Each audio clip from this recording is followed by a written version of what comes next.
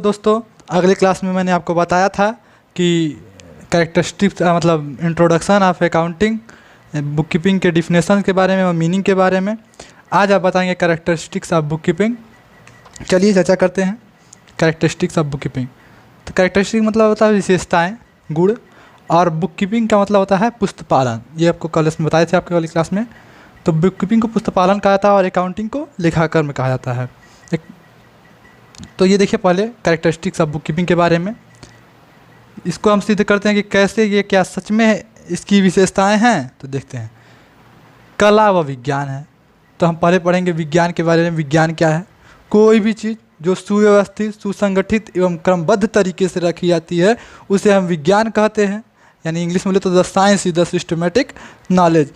तो क्या आपने देखा नहीं है कि जब भी journal entry, ledger, trial balance या कुछ भी बनाया जाता है हम लोग अकाउंटिंग में, तो वह निश्चित ढंग से रखा जाता है, कहीं ऊपर व नीचे नहीं रखा जाता है। तो हम ये कह सकते हैं कि यह साइंस है। और कला कैसे है? जो भी चीज़ नियमित ढंग से रखी जाती है उसे हम कला कहते हैं। तो कभी देखा होगा किसी कलाकार ने जब कोई कला बनाता है तो अगर इस तरह अच्छा सा ग्राफ बनाता है तो लोग कहते हैं बहुत सुंदर है, कलाकार है, क्योंकि उसने नियमित ढंग से बनाया है, इसलिए उसे कलाकार कहा जाता है। जो भी चीज़ नियमित ढंग से रखी जाती है उसे कला कहते हैं, इसलिए कला व विज्ञान दोनों है। दूसरा, यह निश्चित प्रणाली के अनुसार है, क्योंकि आपने कभी भी देखा होगा कि जहाँ पे हमें डबल एंट्री सिस्टम का प्रयोग करना रहता है, हम सिंगल सिस्टम, कैश सिस्टम या इंडियन अकाउंटिंग सिस्टम का प्रयोग नहीं करते, वहाँ हम डबल एंट्री सिस्टम का प्रयोग करते हैं। तो इस प्रकार हम कह सकते हैं कि यह निश्चित प्रणालियों के अनुसार बनाया जाता है। तीसरी बात, यह निश्चित सिद्धांतों व नियमों का पालन करता है। ये हम कह सकते हैं कि निश्चित नियमों व सिद्धांतों का पालन करता है। कैसे? क्योंकि अगर आप पर्सनल अकाउंट के क्वेश्चन सॉल्व कर रहे हैं या पर्सनल अकाउंट की जनरल एंट्री पास कर रहे हैं तो आप देखे होंगे कि debit the receiver, credit the giver के सूत्र पर लगाया जाता है, रूल के अनुसार लगाया जाता है। क्यों? क्योंकि उसका वो रूल है, उसका वो सिद्धांत है कि इसी सिद्धांत पे लगाना है। तो आप गलत नहीं करते हैं कभी भी। आप पर्सनल अकाउंट को डेबिट द रिसीवर और क्रेडिट द गिवर में करते हैं। तो हम ये कह सकते हैं कि यह निश्चित प्रणाली के अनुसार है, निश्चित सिद्धांत व नियमों के पालन करता है। और चौथी बात, वित्तीय व्यवहारों का लेखा। हमने कभी भी जर्नल एंट्री में अमाउंट के कॉलम में क्या आपने किसी व्यक्ति या वस्तु का नाम देखा है? नहीं देखा होगा। आपने जब भी देखा है वहाँ पे आपने देखा होगा कि यहाँ पे अमाउंट लिखा था। तो ये कह सकते हैं कि वित्तीय व्यवहारों का लेखा किया जाता है।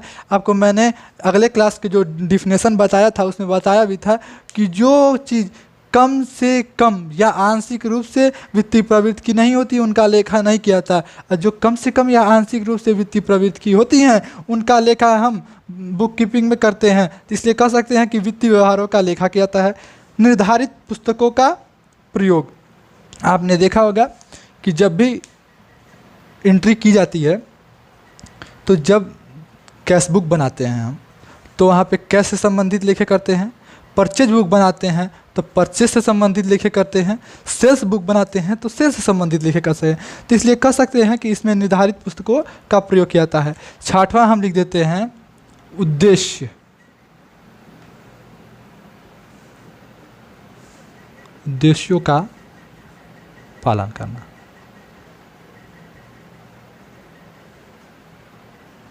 अच्छा ये बताइए, उद्देश्य क्या होता है बुक कीपिंग का? बुक कीपिंग का यही उद्देश्य होता है कि हम ये जान सकें कि मैंने बुक कीपिंग की है उसमें मेरा स्टॉक कैसा है, प्रॉफिट हो रहा है या लॉस हो रहा है। तो क्या ये बताता नहीं है कि प्रॉफिट हो रहा है या लॉस हो रहा है या स्टॉक कितना है?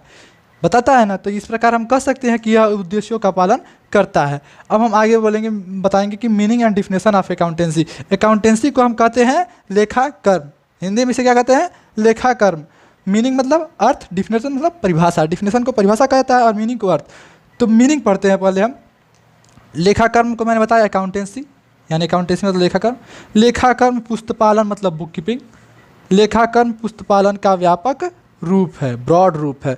क्या आपने देखा कि मैंने अगले क्लास में जो आपको बताया था कि बुक कीपिंग लेखाकर्म की आधारशिला है, बेस है।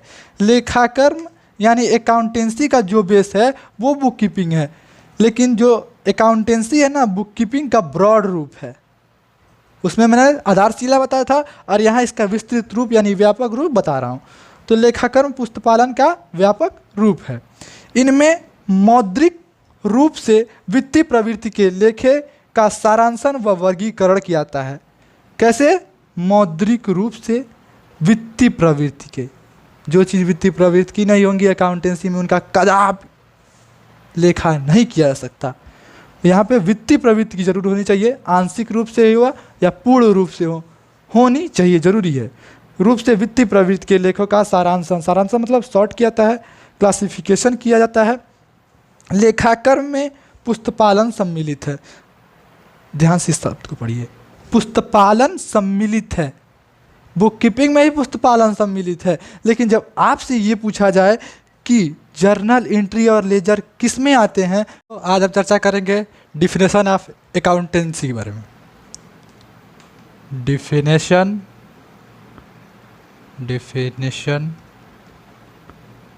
Of accountancy. अगली क्लास में इसके पहले हमने मीनिंग के बारे में बताया था और बुक कीपिंग के बारे में बताया है। इस क्लास में हम बताएंगे कि इसकी डिफिनेशन क्या है। देखिए, अभी तक किसी भी संस्था द्वारा अकाउंटेंसी की सही परिभाषा नहीं दी जा सकी है, लेकिन एक बेहतर परिभाषा अमेरिका की संस्थान ने दिया था, जिसे AICP के अनुसार कहते हैं। डिफिनेशन पहले देखते हैं। डिफिनेशन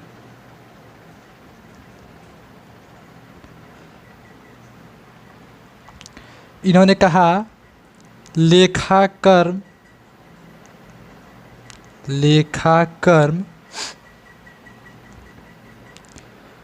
मौद्रिक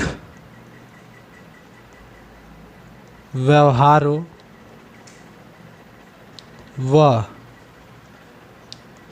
घटनाओं का जो वित्तीय प्रवृत्ति की हो, वित्तीय प्रवृत्ति की हो,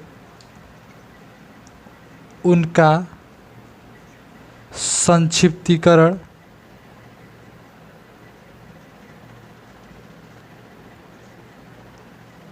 विश्लेषण व सारांशन निकालना व उनके परिणामों की विवेचना करना है। ये किसने कहा था? AICPA। ये कौन सा था?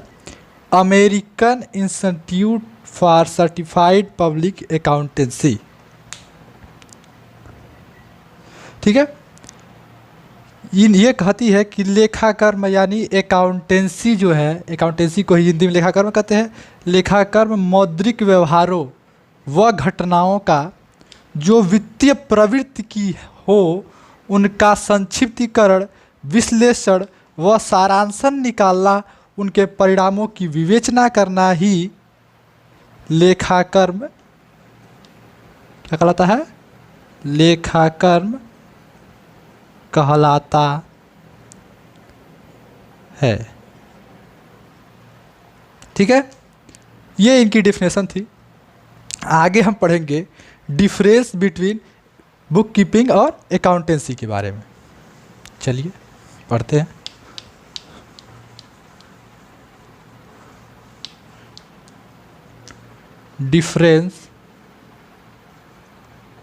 डिफरेंस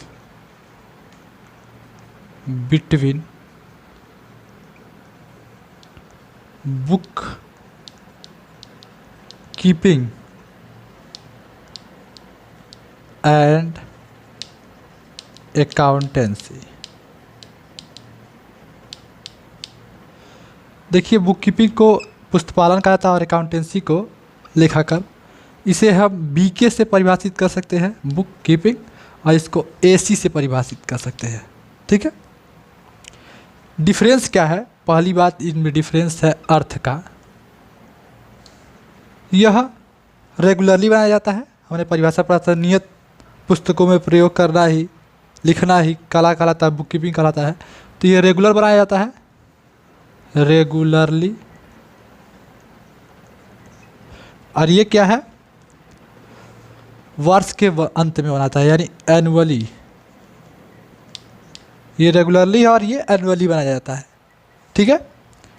दूसरी चीज़ डिफरेंस है इसमें प्रारंभ का। इसका प्रारंभ पहले होता है, क्योंकि हम जानते हैं कि जर्नल एंट्री और लेजर पहले बनाता है, उसके बाद ट्रायल बैलेंस और उनकी और सबकी बारी आती है।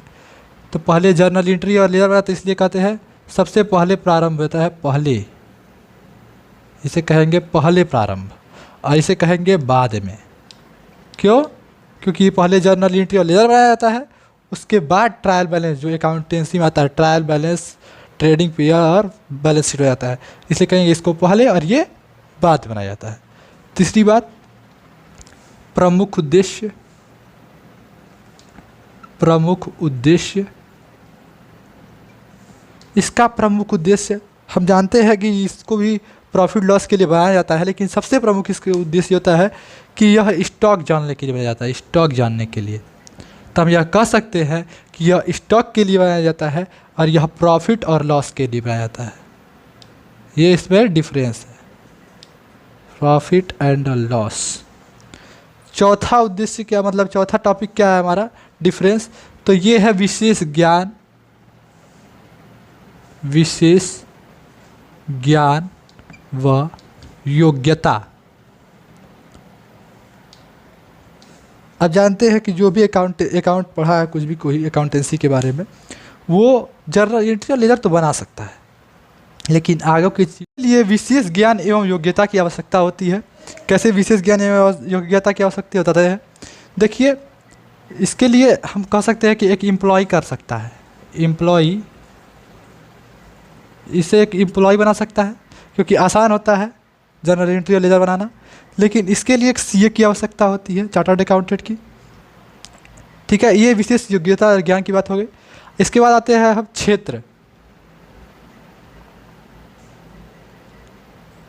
अब जब इसका क्षेत्र ही बस जर्नल एंट्री और लेजर तक है, तो हम ये कह सकते हैं कि इसका क्षेत्र छोटा है, शॉर्ट में है, और इसका क्षेत्र तो बहुत बड़ा होता है, पूरा अकाउंटिंग ही है इसी में किया जाता है, इसलिए इसको बड़ा कहेंगे। इसका क्षेत्र बड़ा होता है। निर्भरता,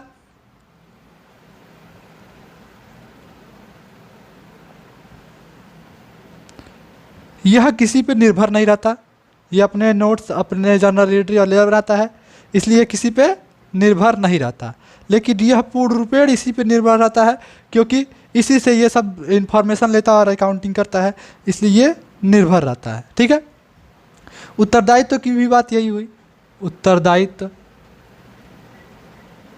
उत्तरदायित्व, इसमें कोई उत्तरदायित्व नहीं पड़ता है, क्योंकि ये इन्फॉर्मेशन किसी से लेता नहीं है, बल्कि ये इन्फॉर्मेशन लेता है किससे, बुक कीपिंग से, इसलिए इसका उत्तरदायी होता है, ठीक है। ये डिफरेंस हो जाते हैं। और यहाँ पे लास्ट आता है समायोजन के लेखे। समायोजन के लेखे, आप जानते हैं कि समायोजन कहाँ पे होता है, बैलेंस शीट में। कभी आपने जर्नल एंट्री लेजर में समायोजन देखा है? नहीं देखा है। आप अपने से कुछ कर दे, वो लिखो काट और दे तो गलत बात होती है। लेकिन समायोजन के लेखे यहाँ पे नहीं होते हैं, और यहाँ पे समायोजन के लेखे आप ज़रूर देखेंगे फाइनल अकाउंट में, अगर कोई भी गड़बड़ी आपके व्यवसाय में होती है तो अकाउंटिंग में, तो इसलिए यहाँ पे समायोजन के लेखे होते हैं, यहाँ पे समायोजन के नहीं लेखे होते हैं।